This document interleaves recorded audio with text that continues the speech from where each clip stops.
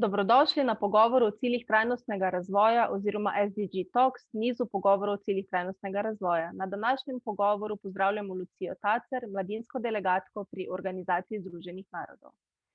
Cilji trajnostnega razvoja predstavljajo največji skupni imenovalec za zagotavljanje dostojnega življenja vsake posameznice in posameznika ob upoštevanju medgeneracijske solidarnosti ter planetarnih meja.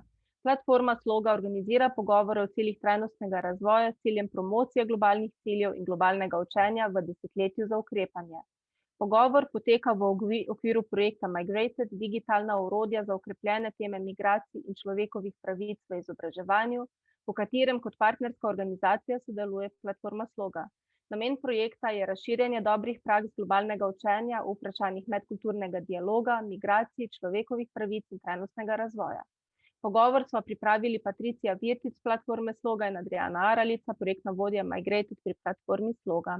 Lucija, dobrodošla in hvala, ker ste se nam pridružila za ta pogovor. Živjo. Hvala tudi vama. Lani smo obeležili 5. obletnico sprejetja ciljev trajnostnega razvoja, smo na tretjini poti. Na voljo imamo še desetletje za ukrepanje, da zagotovimo, da nikogar ne pustimo ob strani. Uvodoma te vabim, da pogledaš v prihodnost in si predstavljaš svet, kakršnega si želiš čez 10 let. Katere 3 spremembe bi želela videti? Ja, hvala, Adriana. Mogoče, če že omenjamo 3 spremembe, se je to tako lepo poklopilo tudi z mojimi prioritetami v tem mandatu, ki so tudi oblikovane na podlagi ciljev trajnostnega razvoja in so seveda tudi 3, tako da sem hotela ta odgovor oblikovati v okviru teh.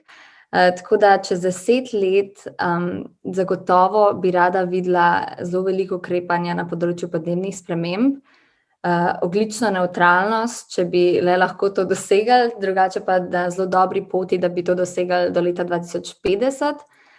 Potem na področju mladinske participacije in aktivnega državljanstva bi rada videla velik napredek, mogoče če gledamo volilno udeležbo mladih, da bi se to dvigalo, da bi se dvigali odstotki in pa pač vsebinska vključenost mladih pri odločanju, pri različnih demokratičnih procesih.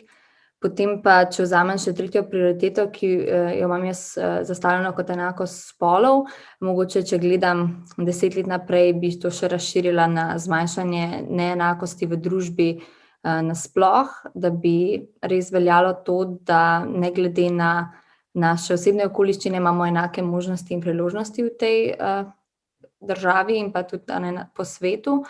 Tako da to so neke take splošne 3, ki so zelo široke in mislim, da če bi dosegali v 10 letih cilje, ki so začrtani, bi živeli v boljši družbi.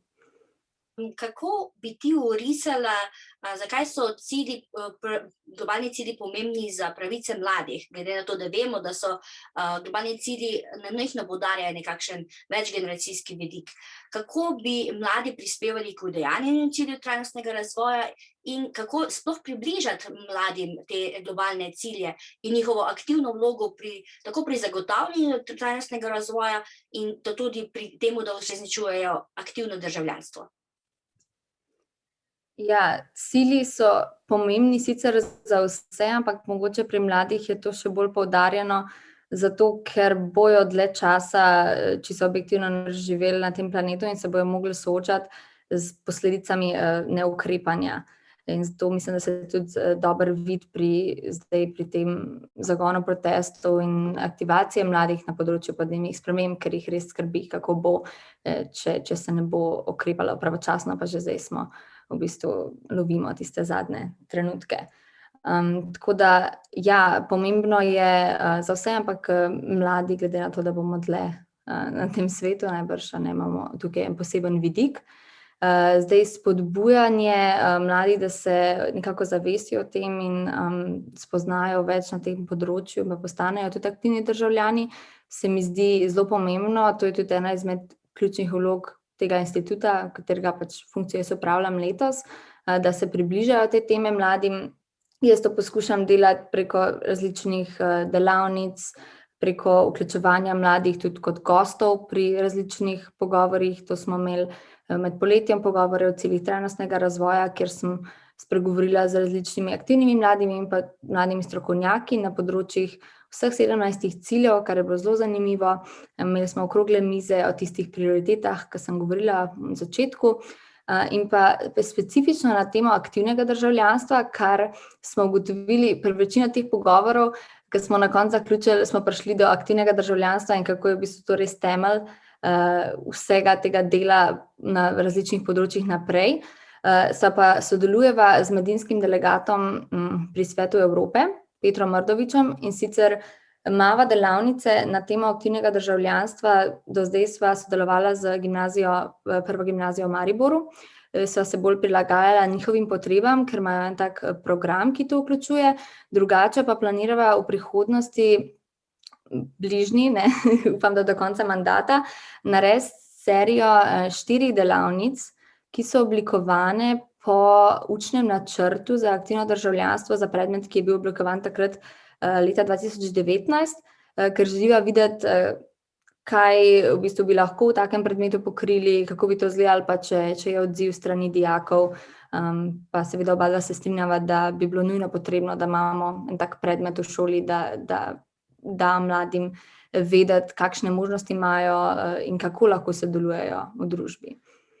Tako da to je mogoče na kratko malo res.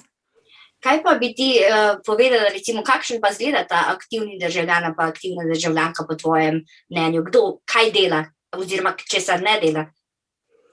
Meni se zdi ključno, da se zavedamo, da je pomembno, kaj misli vsak v družbi, še posebej, če imamo demokracijo. In meni se zdi, da mogoče trenuten sistem ne nujno producira mlado osebo, ki misli, da je njeno mnenje vredno, da je slišano, pa da stvari, ki jih opaža v družbi, da so narobe, da lahko kaj naredi o tem.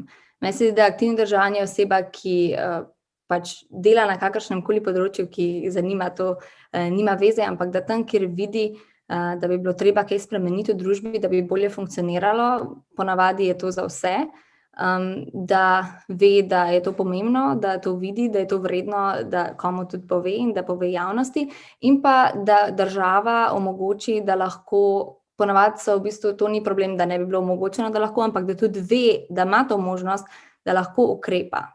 In vsaj, ne vem, da pokliče župana in nekaj naredi, ampak na različnih nivojih, tako da to je nek ta ključen koncept, ki se mi zdi pomemben.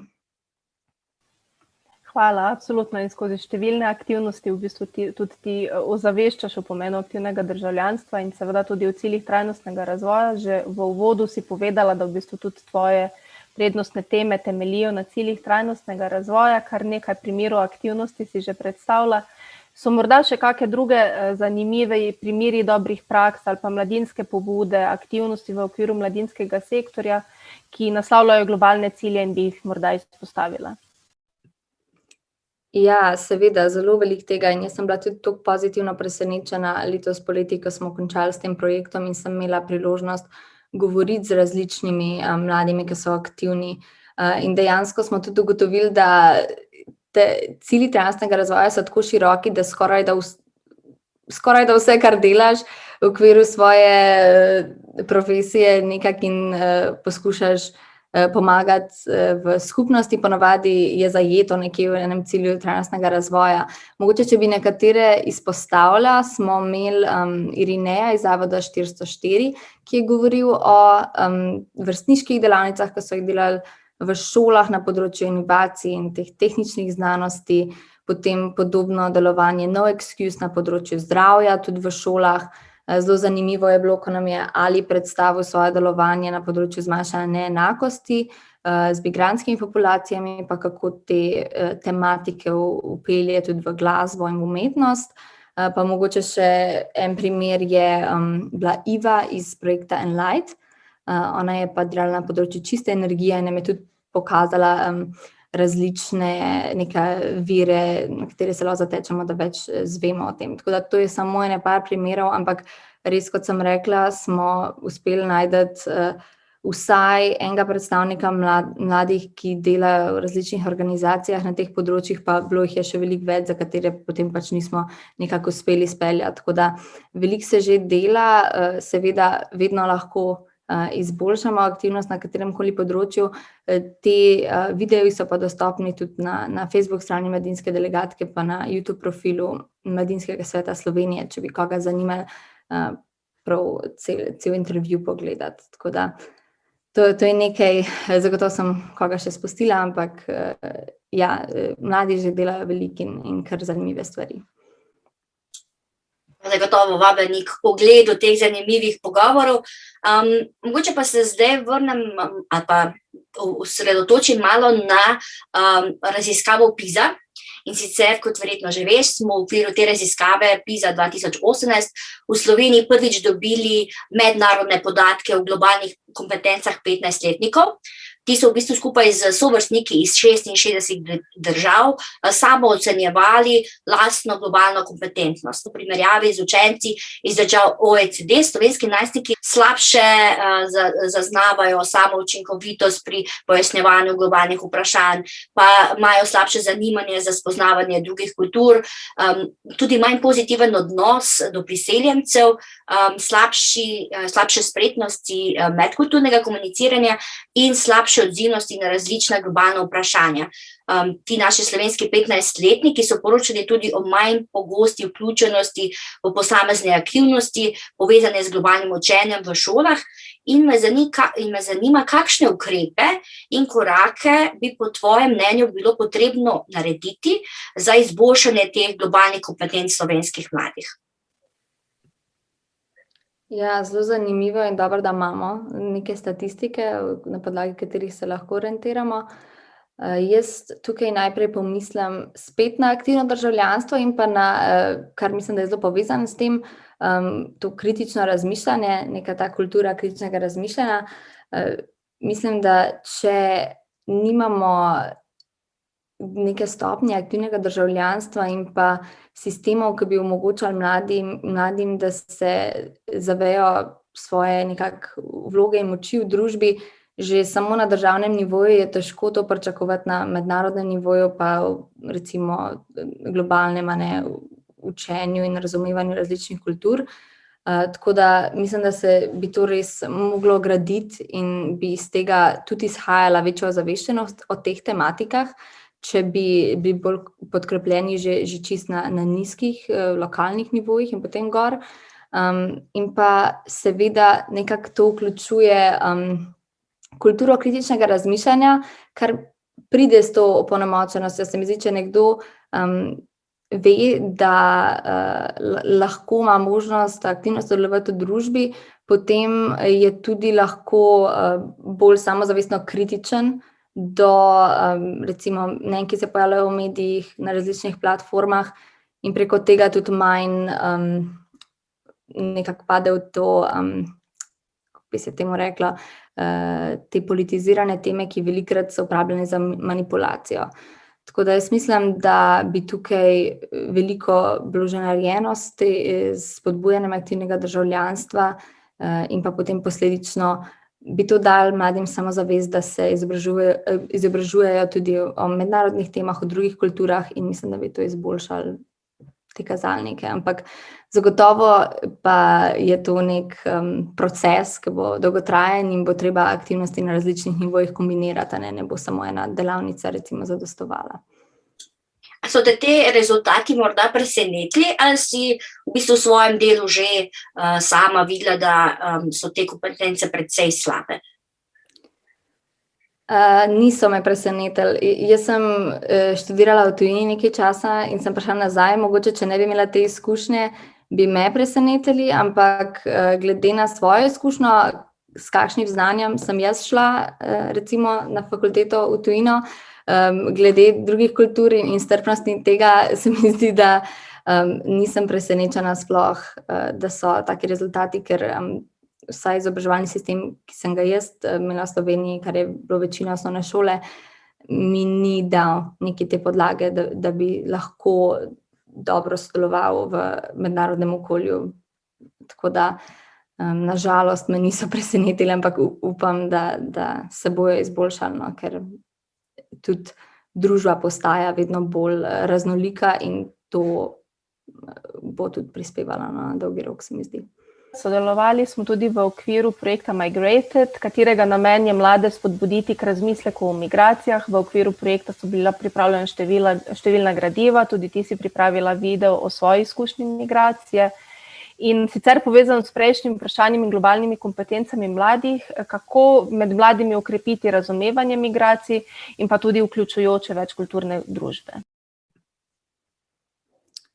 Ja, tukaj se mi zdi je ponovno pač veliko različnih načinov, kako bi lahko to naredili. Jaz bi se pa mogoče sfokusirala na enega, na katerem smo tudi delali z delegati v mednarodnem povezovanju, in sicer na konferenci Evropske unije pa Afriške unije, ki je bila lani konec leta, smo oblikovali 10 zahtev za boljše sodelovanje mladih na teh 2 kontinentih. In ena izmed njih je bila tudi, da bi se ustanovilo neko tako podoben program, kot je Erasmus, za prakse in izobraževanje, da bi se omogočila izmenjava med mladimi.